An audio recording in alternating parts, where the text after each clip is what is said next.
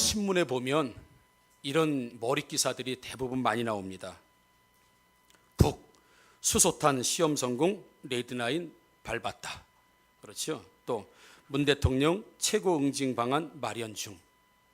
그리고 차원이 다른 응징 조치 필요.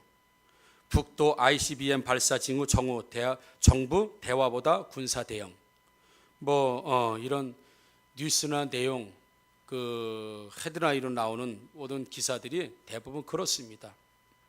그래서 국내와 국외가 아주 혼란스러운 시기를 우리가 지금 살고 있습니다. 여러분, 이 나라에 전쟁이 일어나지 않도록 여러분 꼭 기도해 주시기를 주님의 이름으로 부탁드립니다. 많은 나라들이 전쟁과 부정부패, 독재에 시달리다가 후진국으로 전락한 나라들이 많습니다. 그래서 우리 그 어느 때보다도 이 나라와 민족을 위해서 정말 기도가 필요할 때가 아닌가 이렇게 생각이 들어요.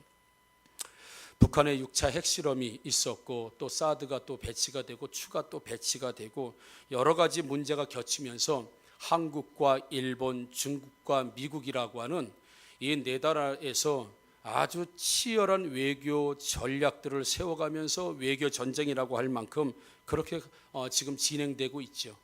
우리가 잘 알지만 북한의 전술 전략은 벼랑 끝 전술 전략이다. 그래서 거의 막가파 수준으로 죽기 아니면 까무러치기 식으로 지금까지 그렇게 왔어요. 그들의 전략을 우리는 벼랑 끝 전술이다라고 그렇게 이야기를 하죠. 미국 동맹을 내세우지 않고는 우리가 지금 사실은 힘든 시기에 살고 있습니다. 그러다 보니까 미국을 의지할 수밖에 없는 시기를 이용해서 지금 말도 안 되는 한미 FTA 또 폐기론을 좀 트럼프가 들고 나오기도 하고, 이때 미국이 좀 절대적으로 필요할 때 이런 것들이 다 뭡니까 여러분? 전략입니다. 전술입니다. 결국은 미국은 미국의 국익을 위해서 있는 것이고요, 한국은 한국의 국익을 위해서, 중국과 일본, 북한 다 마찬가지입니다. 자국의 이익을 위해서 수장들, 대통령들을 비롯해서 모두 모여가지고 다 무슨 싸움하고 있어요? 다 머리 싸움하고 있는 겁니다. 우리가 이렇게 나가면 저쪽에서 이렇게 반응하겠죠? 그럼 우리 이렇게 하고 서로 지금 머리 싸움하고 있는 거예요. 총은 한 번도 왔다 갔다 하지 않고 미사일은 쏘지 않았지만 모두 앉아서 자국의 이익과 안전을 위해서 다 지금 머리 싸움하고 있습니다. 그게 우리는 전술이다, 전략이다 이렇게 말하고 있죠. 여러분, 힘이 세다고 해서 강한 건 아닙니다. 힘이 세다고 해서 항상 이기진 않습니다. 씨름에서도 우리가 힘 좋은 사람들을 힘으로는 당하지 없지만 그 사람의 힘을 역이용해서 쓰러뜨리는 기술도 있듯이 세계 역사, 모든 역사가 이것을 증명해주고 있습니다. 여러분, 베트남에 보구엔지압이라고 하는 이 장군이 있었습니다. 보구엔지압이라고 하는 장군이 102살까지 2013년도에 죽었습니다. 102살까지 살다가. 그런데 이 보구엔지압이라고 하는 이 베트남의 유명한 장군이 전쟁을 3번을 치르게 됩니다. 그의 일생에서 첫 번째 전쟁은 2차 대전이 끝나고 난 다음에도 여전히 프랑스가 베트남을 식민지 삼고 싶어서 전쟁을 일으키게 됩니다.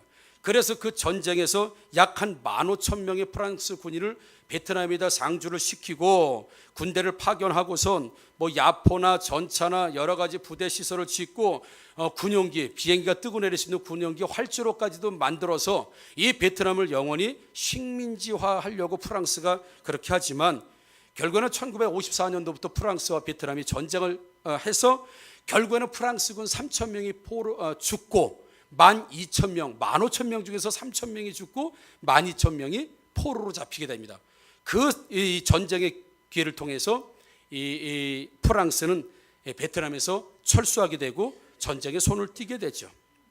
이후에 1968년도 미국이, 우리가 잘 알죠. 우리가 또 파병도 하고 그랬기 때문에 미국이 강한 군대, 강한 경제력을 앞세워가지고 또 한 번 베트남과 전쟁을 하죠. 이 모든 전쟁이 우리 보구엔지압이라고 하는 이 장군이 치렀던 전쟁들입니다. 우리가 그때로 말하면 적이지만 그 나라에서는 지금 굉장히 좋은 장군이라고 하는 것이죠. 결국에는 미국도 이 보구엔지압이라고 하는 이 장군이 이끄는 베트남 군대를 우리가 베통이라고 말하죠. 이 군대를 이기지 못합니다. 결국에는 실패하고 베트남에서 철수를 하게 되죠. 그리고 나서 마지막으로 1979년도에 중국이 약 한 85,000명의 군대를 다시 이끌고 베트남을 쳐들어가게 됩니다. 그렇지만 결국에는 3만 명의 전사자를 내고 그리고 중국이 베트남에서 물러나게 됩니다. 그래서 이 보구엔지압이라고 하는 이 장군이 프랑스와의 전쟁에서도 이기고 미국과 연합국의 전쟁에서도 이기고 그리고 중국과의 전쟁에서도 이기고 난 다음에 이 보구엔지압이라고 하는 이 장군이 역사의 무대로 드러나면서 도대체가 승승장구하는 이유가 뭔가라고 궁금해하고 그럴 때 이 보구엔지압이라고 하는 장군이 나는 세 가지 삼불 전략을 늘 가지고 있다. 삼불 전략. 첫 번째가 뭐냐면 나는 적들이 원하는 시간에 싸우지 않는다. 두 번째, 나는 적들이 원하는 장소에서 싸우지 않는다. 셋째, 나는 적들이 예상하는 방법으로 싸우지 않는다. 이 얘기는 뭔 얘기냐면 나는 적들이 원하는 시간과 적들이 원하는 장소와 적들이 원하는 방법, 이건 상대가 세운 전략입니다. 상대가 전략을 세워서 프랑스나 미국이나 중국이나 이런 나라들이 전략을 세워서 그 시간에 싸움이 될 수 있도록 이미 전략을 세우고 그 장소에서 싸움이 될 수 있도록 전략을 세우고 그 방법대로 싸울 수 있도록 전략을 프랑스나 미국이나 중국이나 세우지만 이 보구엔지압이라고 하는 장군은 나는 그들이 원하는 시간에 싸우지 않고 그들이 원하는 장소에서 싸우지 않고 그들이 원하는 방법으로 싸우지 않겠다는 건 내가 원하는 장소에서 내가 원하는 방법으로 내가 원하는 시간에 싸움을 한다. 이 얘기는 그들을 세운 전략보다 나는 한 단계 위의 전략을 가지고 그들의 전략에 말려들지 않고 그들이 더 고차원적인 나의 전략에 말려들게 함으로 말미암아 내가 원하는 시간에 우리 베트남이 원하는 시간에 베트남 군대가 원하는 장소에서 베트남 군대가 원하는 방식으로 싸우니까 당연히 세계 최고의 강대국이라고 하는 프랑스, 미국, 중국을 상대로 해서도 다 세 번의 전쟁을 승리를 거둘 수 있었던 것은 바로 삼불 전략이라고 하는 유명한 전략이 있는 것입니다.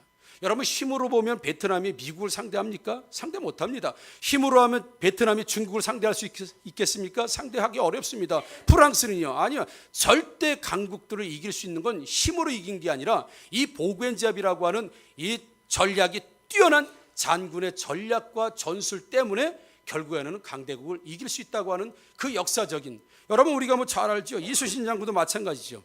여러분 외적들, 외선들 우리가 이긴 사건 잘 알죠. 뭐 숫자로 이겼습니까? 뭐 함포로 이겼습니까? 뭐로 이겼습니까? 우리가 뛰어난 전술로 그 이순신 장군의 뛰어난 전술, 조를 이용하고 여러 가지를 이용해서 하는 전술적인 차원이 상대 적장보다 한 단계 위기 때문에 한 수 위기 때문에 우리가 이겼다고 승리했다고 하는 것을 우리가 잘 알고 있습니다. 여러분 잠언 24장 6절에 이런 말씀이 있습니다. 너는 전략으로 싸우라. 승리는 지략이 많음에 있느니라. 할렐루야. 싸움을 할 때 너는 그냥 다짜고짜 힘으로 갖다 밀어붙이는 그런 싸움 하지 말고 너는 전략을 가지고 싸우라. 그리고 승리는 지략이 많음에 있느니라. 여러분 인생 성공에도 전략이 필요한 줄 믿습니다. 여러분 그냥 닥치는 대로 산다고 인생이 성공되는 게 아니라 전략이 필요하다는 거예요. 인생 성공도 반드시 전략이 필요하고 승리하기 위해서는 그 지략, 인생을 살아가는데 설계할 수 있는 전략과 지략이 우리 인생에도 필요하다는 걸 성경은 우리에게 끊임없이 말씀해 주고 있어요. 여러분 어느 민족을 이야기하는지 다 아실 거예요. 노벨상의 30%, 하버드, 예일, 스탠포드, 옥스퍼드 세계 유명한 대학의 절대 강자로 차지하고 있는 누구? 유대인. 일전에 TV를 보니까 이 세계 유명한 학교들이 유대인 학생들만을 위한 기숙사가 따로 있고 유대인 학생들만을 위한 도서관이 따로 있는 거예요. 이 유대인 학생들을 위한 도서관이 따로 지어졌어요. 학교에서. 왜요? 다른 학생들은 도서관에 가면 조용히 공부를 하더라고요. 조용히. 근데 유대인 학생들이 있는 도서관 하니까 엄청 시끄러워요. 거의 시장이야, 시장. 무슨 도서관이 이런가? 근데 그들이 공부하는 방식은 그렇습니다. 우리처럼 앉아가지고 야 조용히 하라고 귀 막고 막 이게 하는 게 아니라 오늘 처음 본 사람하고도 대화를 하는 거예요. 그 대화. 학생들끼리 정치 문제, 정치 가지고, 경제 가지고, 사회 문제 가지고, 교육 가지고 대화를 하는 거예요. 그러나 도서관이 시끌시끌합니다. 물론 조용히 공부할 사람들은 또 조용한 도서관에 가는 것이고, 그러니까 기본적으로 그들이 도서관을 이용하는 방식이 완전히 우리하고 다르더라고요. 그래서 노벨상의 30% 이상을 유대인들이 차지하고 미국 경제, 군사 모든 것들을 가지고 있는 유대인들, 세계 곳곳에서 힘을 가지고 있는 유대인들, 그들이 왜 이렇게 강력한 민족이 되었는가? 아무리 사회학적으로 교육학적으로 연구를 해도 딱 부러진 결론을 내지 못합니다. 지금도 여전히 연구 중에 있죠. 그러나 성경은 분명하게 그들의 인생 성공의 결론을 분명히 내려주고 있습니다. 여호수아 1장 8절에 이 율법책을 내 입에서 떠나지 말게 하며 주의하러 그것을 묵상하여 그 안에 기록된 대로 다 지켜 행하라. 그리하면 내 길이 평탄하게 될 것이며 내가 형통하리라. 아멘. 뭘 사회학적으로 연구하고 교육학적으로 연구하고 뭐 따로 취재하고 평생 연구하고, 성경은 딱 유대인들이 뛰어난 민족이 될 수밖에 없다.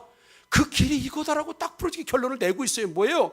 율법책을 내 입에서 떠나지 말게 하고 주야로 그것을 묵상하라. 그리고 그 안에 기록된 대로 다 지켜 행하라. 그리하면 유대인, 이스라엘 사람들 내 길이 평탄하게 될 것이며 내가 형통하리라. 할렐루야. 여러분, 이 아이들이 자라면서, 유대인으로 자라면서 그들이 부모로부터 훈련받고 학교에서 훈련받은 절대적인 두 가지가 있습니다. 하나는 성경, 하나는 탈무드입니다.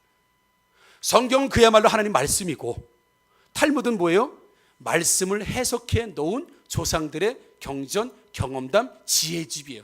결국은 다 성경에서 나온 거예요. 성경을 풀어놓은 일종의 주석이라고 하죠. 우리 목사님들이 보시는 성경이 있고 성경을 풀어놓은 주석이 있어요. 그러니까 아이들이 훈련받을 때 어릴 때부터 성경을 보고 성경을 풀어놓은 주석을 보고 주석을 보고 성경을 보고 어릴 때부터 이렇게 훈련받는 거예요. 왜요? 여호수아 1장 8절에 이 율법의 말씀을 내 입에서 떠나지 말게 하고 낮이나 밤이나 항상 묵상하고 그 안에 기록된 것을 지켜라. 그리하면 내 길이 인생이 평탄하게 될 것이고 내가 형통하게 될 것이다 라고 하는 인생 전략을 하나님께서 주셨기 때문에 이 유대인들은 인생 전략을, 이 말씀을 붙들고 인생 전략을 짠 거예요. 우리처럼 뭐 몇 살 때부터 영어부터 막 시키고 뭐 조기교육 시키고 그렇게 하지 않아도, 그렇게 호들갑을 떨지 않아도 때가 되고 나이가 되면 노벨상의 30%, 경제, 금융, 국방, 교육 모든 것들을 손안에 쥐고 흔드는 유대인들, 그들은 하나님이 주시는 인생 전략을, 이 말씀을 붙드는 거예요. 아, 하나님 말씀을 주야로 묵상해야 되겠다. 하나님 말씀을 내가 지켜 행해야 되겠다. 아, 입에서 떠나지 않게 해야 되겠다. 그런 의미에서 말씀 89절 암송하신 분들, 79절 암송하신 분들 더 큰 은혜와 축복이 있게 되기를 주의 이름으로 축원합니다.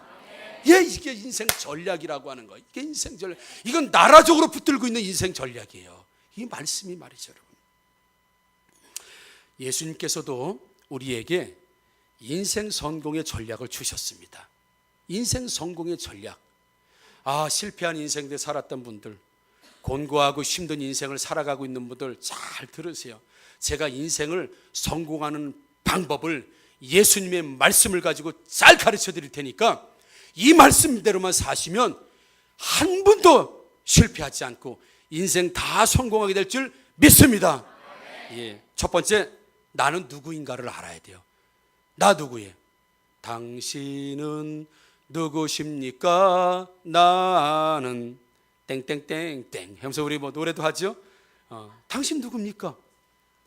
누구예요? 당신 누구예요? 하루는 한 동네에 햄하고 소세지가 살고 있었습니다. 예. 근데 맛이 소세지보다는 햄이 좋아요. 이 짭짤하니 햄이 맛이 좋거든요. 사람들이 햄을 막 더 좋아하는 거야. 그러니까 소세지가 이거 더 질투가 나고 내가 길기도 더 길고 말이야. 근데 저기 짭짤한 것이 나타나더니 사람들이 햄에게 탁 쏠리니까 소세지가 안 되겠다. 저 녀석을 내가 처단해야 되겠다. 그래서 밤에 소세지가 나가가지고 이 햄을 살해를 합니다. 죽입니다. 그래서 햄이 죽습니다. 그래가지고 동네가 발칵 뒤집어졌죠. 햄이 죽었다. 햄이 죽었다. 그러니까 경찰이 수사를 하는데 범인이 소세지라고 밝혀진 거예요. 그래가지고 경찰이 막 출동하는데 이 소세지가 들켰구나 그리고 막 도망을 갑니다. 도망을 가다가 딱 도망을 갔는데 벼랑 끝에 온 거예요. 떨어지면 낭떠러지야. 도망갈 자리가 없는 거야. 경찰이 꼼짝마, 너는 어디가 이제 꼼짝마, 너는 잡힌 거야. 손들어! 그리고 꼼짝 마라! 그랬더니 이제 모든 것을 체념한 듯이 소세지가 손을 딱 들더니 소시지. 네. 이해가 되시죠? 안 웃는 분들은 다 햄이야. 뭐지? 소세지? 소시지. 총 들고 있으니까 소시지. 소세지는 이렇게 말해도 소세지, 저렇게 말해도 소세지예요. 변하지 않습니다, 여러분. 그렇죠? 도망가도 소세지, 손 들고 쏘라고 해서도 소세지, 다 소시지.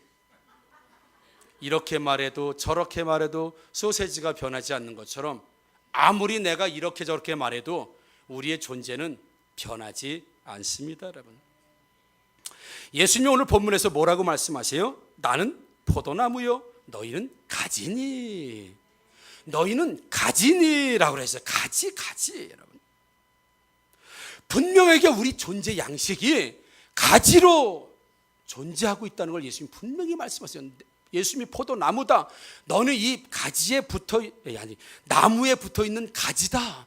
근데 우리는 마치 내가 나무인 것처럼, 뿌리를 가지고 있는 나무인 것처럼 자신의 존재가 무엇인지도 모르고 살아가는 사람들이 많아요. 그래서 내 인생은 나의 것, 내 인생은 나의 것이라고 하면서 내 나름대로 인생 전략을 세우고 살아보지만 실패하고 안 되고 꼬이고 막히고 어렵고 우울하고 불안하고, 내가 분명히 나무에 붙어 있어야 할 가지인데도 불구하고 내가 나무인 것처럼 자기 존재 양식을 알지 못하고 살아가는 사람들이 너무 많다는 거죠.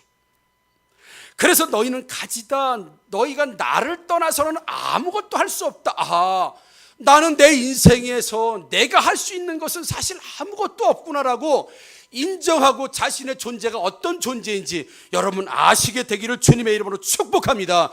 우리 존재는 가지라고 하는 건 한계가 있다는 거예요. 한계. 결국에는 나무에 붙어 있을 때만 가지가 유용하고 살아있지, 가지치기를 해보세요. 가지치기한 나무들 떨어뜨려 놓으면 그냥 말라서 비틀어지고 이제 불에 들어가는 존재뿐이는 안 돼요. 분명히 너희는 나무가 아니라 가지다. 붙어 있을 때만 살아있을 거고 붙어 있을 때만이 인정을 받는 것이지, 나무에서 떨어지면 너희가 아무것도 할 수 없다. 너희는 유한한 존재다. 한계가 있는 존재다. 나무에 있을 때만 너희들이 존재할 수 있다는 걸 분명히 우리에게 말씀해주고 있습니다. 여러분, 우리는 한계를 가지고 있어요. 우리 인생에 한계 가지고 있습니다. 여러분, 농사 중에 제일 어려운 게 자식 농사라고 하잖아요. 자식들 내 맘대로 할 수 있으면 지금 요 모양 요 꼴로 자식 키우겠습니까? 내 맘대로 할 수 있으면. 그렇지 않겠어요? 안 되니까 요 모양 요 꼴로 아이들이. 그러나 제가 보기엔 부모들보다 더 잘 되고 있는 줄 믿습니다. 부모들이 지금 20년 30년 전으로 쑥 돌아가면 요 모양 요 꼴보다도 더 못된 부모들도 지금 천지야 여기가. 네. 근데 우리 아이들이 지금 훈련받으면서 잘 되고 있는 줄 믿습니다. 여러분, 걱정하지 마십시오. 하나님이 이끌어 주십니다. 아멘. 그래서 너희는 나를 떠나서는 아무것도 할 수 없는 존재다. 이걸 먼저 우리가 인식하는 거예요. 나는 하나님 떠나서는 아무것도 할 수 없는 사람이다. 나는 하나님 떠나서는 살 수 없는 인생이다. 내일도 하나님 없이는 내가 어떤 것도 장담할 수 없는 유한한 인생이고 참 약한 인생이고, 하나님이 도와주지 않으면 나는 살 수 없는 인생이라고 하는 이 겸손한 모습 말이죠. 이 겸손한 모습이 저와 여러분들 가운데 항상 있게 되기를 주의 이름으로 축복합니다. 또 그러면 어때요? 나는 가지라고 하는 자기 존재, 한계를 가지고 있는 존재가 아니면 그러면 그냥 살면, 아니요, 전략이 있다는 거. 전략. 한계를 가지고 있는 나, 내 마음대로 할 수 없는 나, 내일을 모르고 그냥 살아갈 뿐인 이런 존재인 나, 결국 나무에 붙어 있지 않으면 죽을 수밖에 없는 이 가지 같은 나. 그럼 이 가지로서 인생 선국의 전략을 어떻게 세워야 되는가? 가지로서의 인생 전략이 어떻게 세우는 것인가? 예수님 오늘 본문에서 그가 내 안에 내가 그 안에 거하면. 할렐루야. 여러분, 항상 예수님과 함께 연합하시는 저와 여러분들 되기를 주의 이름으로 축복합니다. 그가 내 안에 내가 그 안에. 예? 예수님이 나고 내가 예수님이고 둘이 같이 살아가지고요, 내 안에서 예수님이 살아요.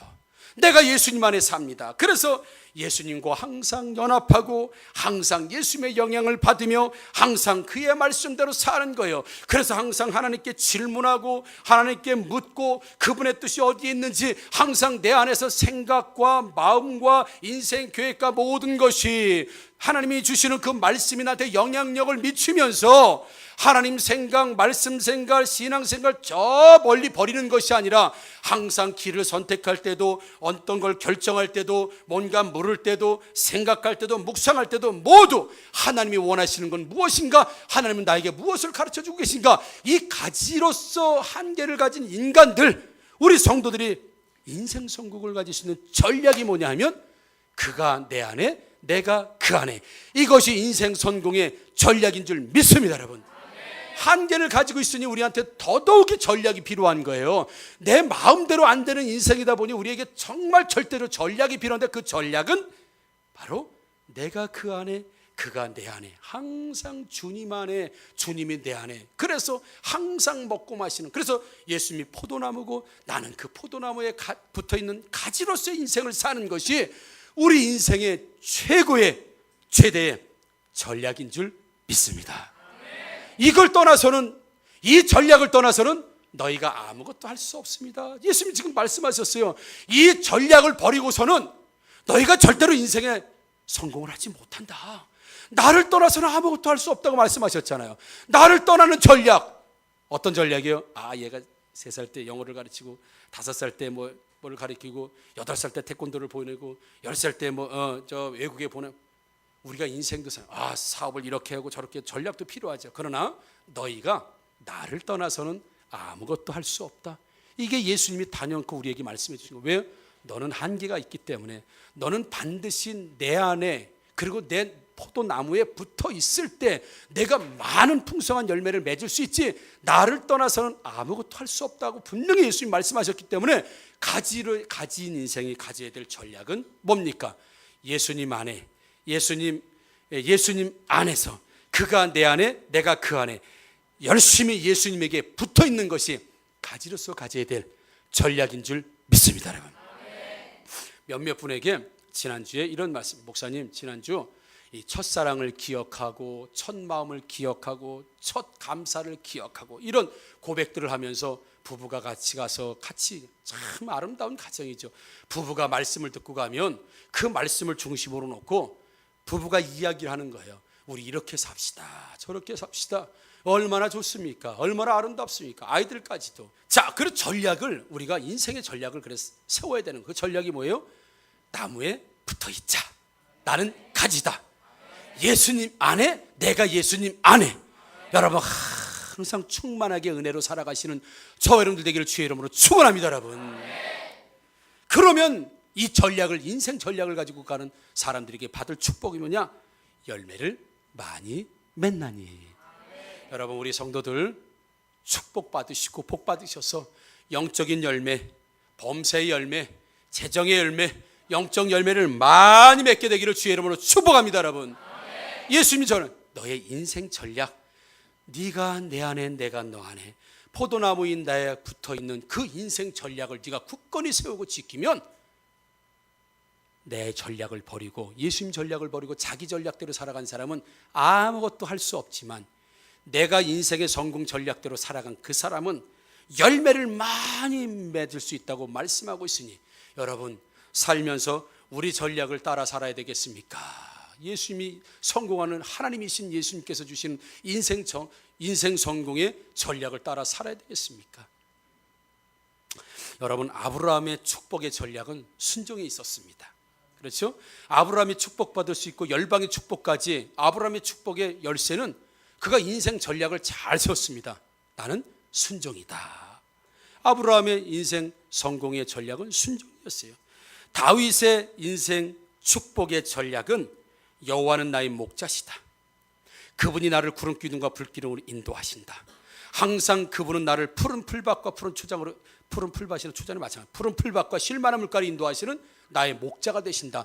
늘 하나님이 나의 목자가 되신다고 하는 인생 전략을 세우고 그는 축복을 받은 사람이 다윗입니다. 솔로몬의 축복 전략이 뭡니까? 모든 지혜와 부귀 영화의 근본은 하나님이시다. 나는 하나님의 지혜, 하나님부터 지혜가 오고 하나님부터 부귀영화가 온다는 것을 철저히 믿으면서 인생 전략을 세웠던 솔로몬.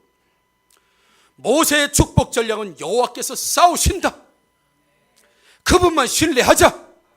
홍해바다 앞에서 그분을 신뢰하고, 가뭄 앞에서, 목마름 앞에서도 그분을 신뢰하고, 40년 광야 생활에서 그분을 신뢰하자. 그분이 나를 위해서 대신 싸우신다 라고 하는 인생 전략을 세운 사람이 모세죠. 여러분, 다니엘의 축복의 전략은 뭡니까? 나는 항상 어떤 경우에도 기도한다. 나는 항상 하나님만 붙들고 내 인생의 주인은 하나님이심을 인정하고 산다 라고 붙들고 살았던 사람 다니엘. 여러분, 성경에서 축복받고 하나님의 쓰임받았던 사람들은 전부 다 이런 인생 전략의 한결같은 전략을 가지고 살았던 사람이죠. 사도 바울의 인생 축복의 전략이 뭡니까?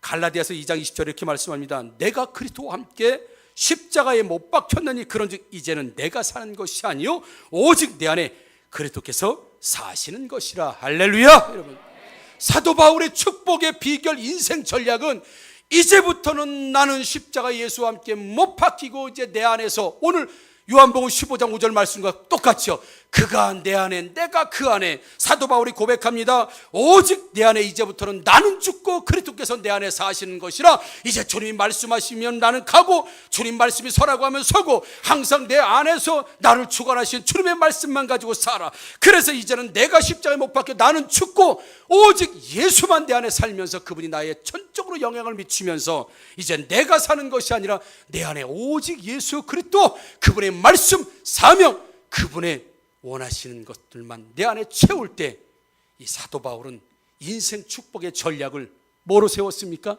이제부터는 내가 사는 것이 아니라 내 안에 그리스도께서 사시는 것이다 라고 하면서 인생 전략을 세웠습니다. 여러분, 잠언 22장 3절에 이런 말씀이 있습니다. 슬기로운 자는 재앙을 보면 숨어 피하여도 어리석은 자는 나가다가 해를 받느니라.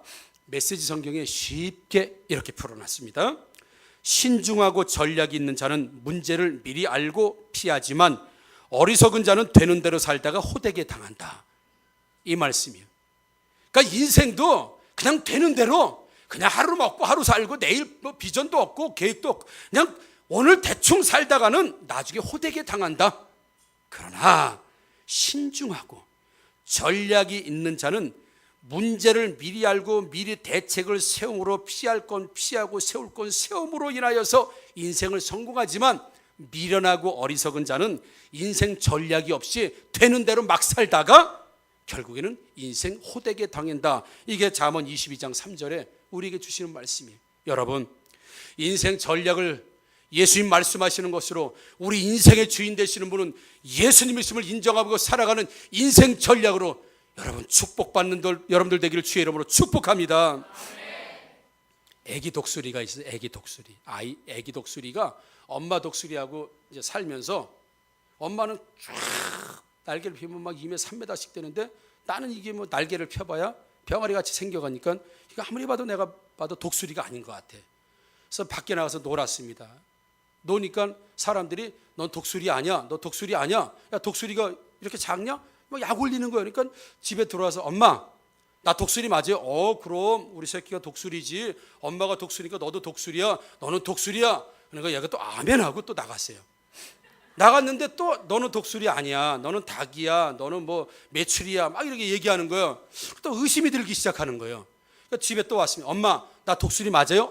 그럼 너는 독수리지. 너 봐, 이제 엄마처럼 쫙 크면은 엄마처럼 3m가 되고 하늘의 제왕이 되는 독수리야. 아멘 하고 또 나갔습니다.